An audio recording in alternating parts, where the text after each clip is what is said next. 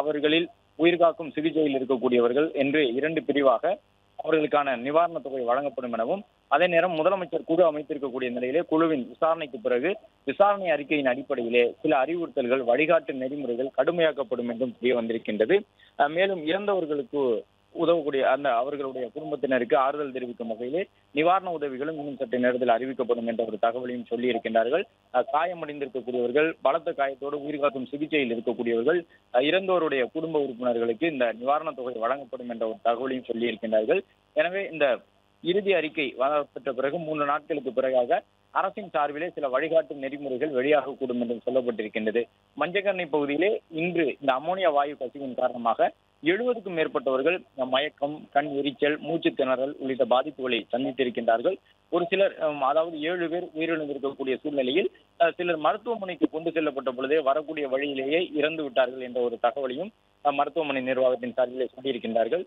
அது மட்டுமல்லாமல் உடனடியாக ஸ்டான்லி மருத்துவமனைக்கும் சென்னைக்கு அவர்கள் எல்லாம் அனுப்பி வைக்கப்பட்டிருக்கின்றார்கள். அதாவது உயிர்காக்கும் சிகிச்சைகள் தேவைப்படக்கூடியவர்கள், கடும் நிலையில் இருக்கக்கூடியவர்கள், உயிர்காப்பு சிகிச்சை உடனடியாக வழங்கப்பட வேண்டும் என்ற சூழலில் இருக்கக்கூடியவர்களுக்கெல்லாம் ஸ்டான்லி மருத்துவமனைக்கு செல்வதற்கான ஆம்புலன்ஸ் சேவை வழங்கப்பட்டிருந்தது.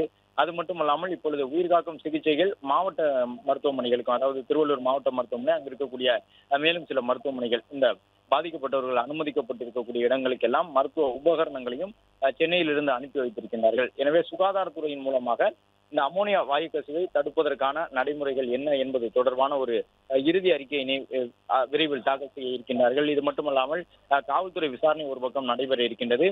இதோடு சேர்த்து பல்வேறு துறைகளை சார்ந்தவர்கள், இந்த தொழிலாளர் நலத்துறை, தொழிற்சாலைகளை கண்காணிக்கக்கூடிய தொழில்துறை சார்ந்த பிரிவினர் உள்ளிட்டவர்கள் எல்லாம் இங்கே என்ன தவறு நடந்து இந்த உயிரிழப்பு ஏற்பட்டிருக்கின்றது என்பதற்கான ஆய்வினையும் மேற்கொள்ள இருக்கின்றார்கள். எனவே பல்வேறு துறைகளை சார்ந்தவர்கள், தொழிலாளர் நலத்துறை, இந்த தொழில் துறை சார்ந்தவர்கள், சுகாதாரத்துறை சார்ந்தவர்கள் எல்லாம் இணைந்து அந்த இறுதி அறிக்கை தாக்கல் செய்வார்கள் எனவும், அதன் அடிப்படையிலே அமோனியா உள்ளிட்ட வாயுக்களை, திரவங்களை கையாளும் பொழுது பாதுகாப்புடன் கையாளுவதற்கான புதிய வழிகாட்டு நெறிமுறைகள் உருவாக்கப்படும் என்ற தகவலையும் சொல்லியிருக்கின்றார்கள்.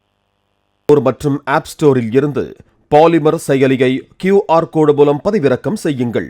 செய்திகளை உடனுக்குடன் பெறுங்கள்.